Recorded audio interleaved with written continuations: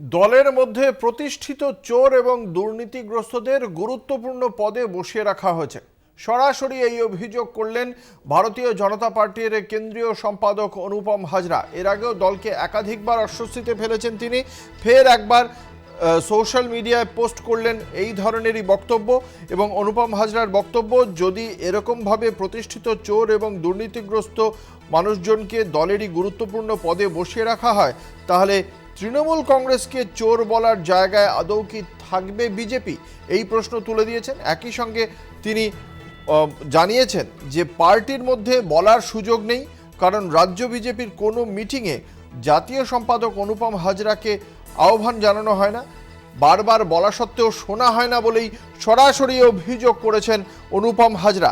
এর আগে আপনারা জানেন, একের পর এক দলবিরোধী মন্তব্যের জন্য কিছুদিন আগেই তার জন্য যে ওয়াই ক্যাটাগরি নিরাপত্তার বন্দোবস্ত করা হয়েছিল, সেই ওয়াই ক্যাটাগরি নিরাপত্তা প্রত্যাহার করা হয়েছে।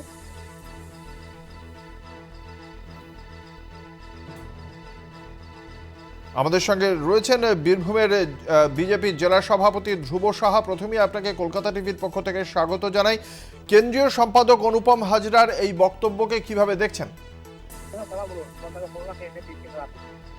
কোন বক্তব্য?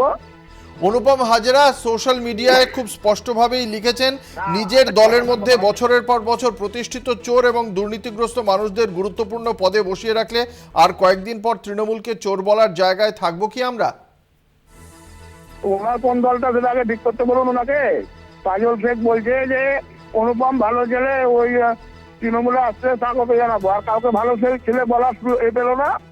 কাজল শেখ জেলা সভাধিপতি, সে বলছে অনুপম হাজরা ভালো ছেলে, আর তৃণমূলের বিরুদ্ধে কোনো কিছু কথা না বলে যা বলার শুধু বিজেপির বিরুদ্ধেই ওনার বলছেন।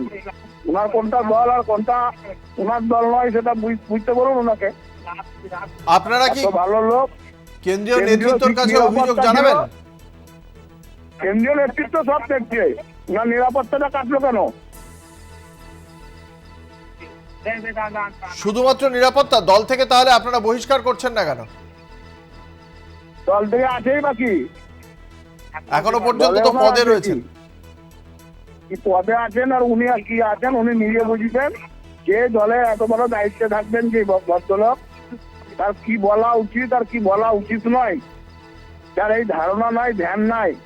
একটা সর্বভারতীয় রাজনৈতিক দল, যে দল ক্ষমতায় আছে, সেই দলের সম্পাদক হিসাবে কি পোস্ট করা উচিত কি পোস্ট করা উচিত নয়, বুথ সভাপতির জ্ঞান হলে যার হয় না, সে কি পোস্টে আছে না পোস্টে আছে তাকেই ভাবতে হবে। অসংখ্য ধন্যবাদ। আমরা কথা বলছিলাম বিজেপির জেলা সভাপতি ধ্রুব সাহার সঙ্গে।